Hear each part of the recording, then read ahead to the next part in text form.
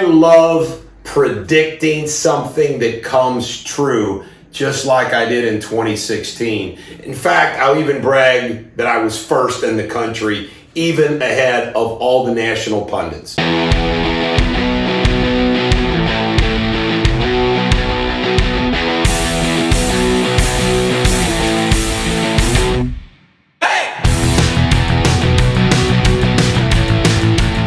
Ladies and gentlemen, the American jury and Bulldog Nation, it is so easy in political commentary to just be a parrot.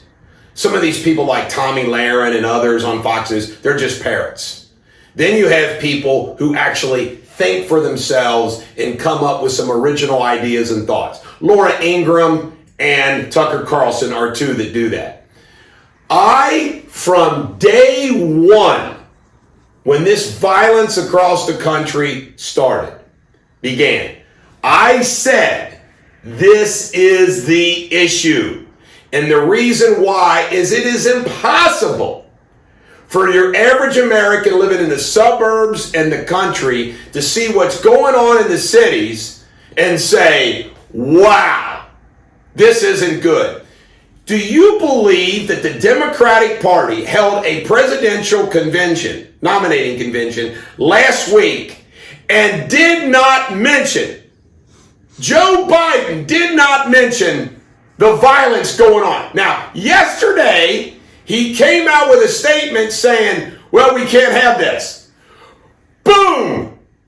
The significance of that. What is the significance of that? Biden and his campaign now realize they got a problem. It's too late. They jumped in on that side and now they're stuck there. Biden wouldn't have came out with that announcement unless they know. Oops. And look what they did last night, the Republican convention. Focus. Law enforcement. Focus. Military.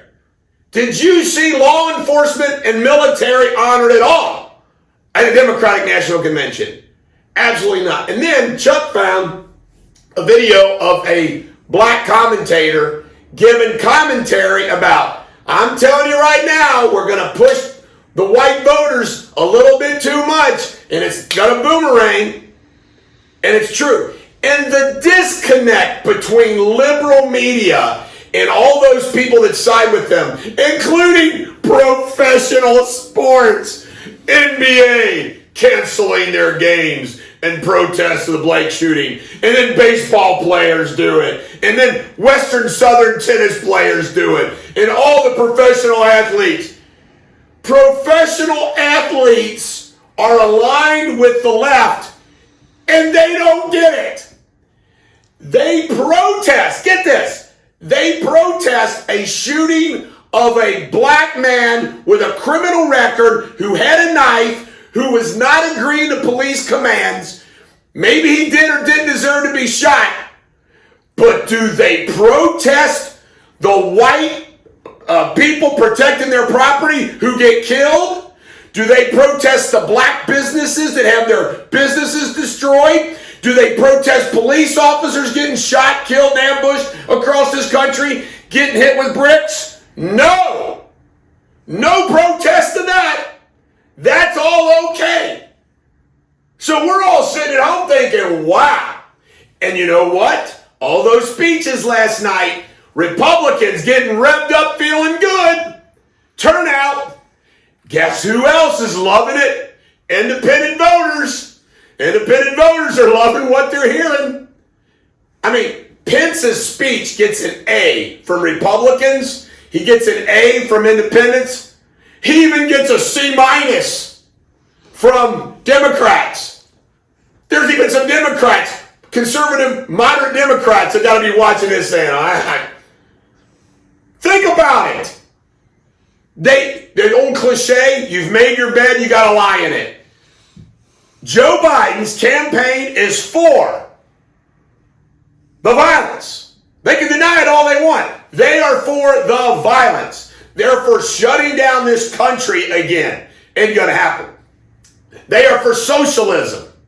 They are for, by the way, when you have commentators saying, well, they're trying to paint Biden like he's a full-blown.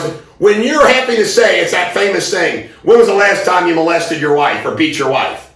When you're having to defend that question, you're losing. They're having to defend Biden not turning America into a socialist world. They are losing. I mean, between Trump's record and his policy positions, he's going to roll Biden. You watch the bounce that comes out of this convention. And we haven't even started the debates yet. I mean, open borders, higher taxes, more regulation, violence in the cities, not energy independent. Screw the energy companies. Let's jump back into climate accords. I mean, every one of his policies is here, and here's Trump's policies over here. Who do you think's going to win?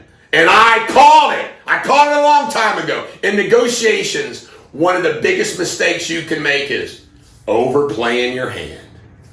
They overplayed their hand, and now they're saying, oh, crap. This is the Bulldog. Every dog has their day. Trump will bring it home tonight.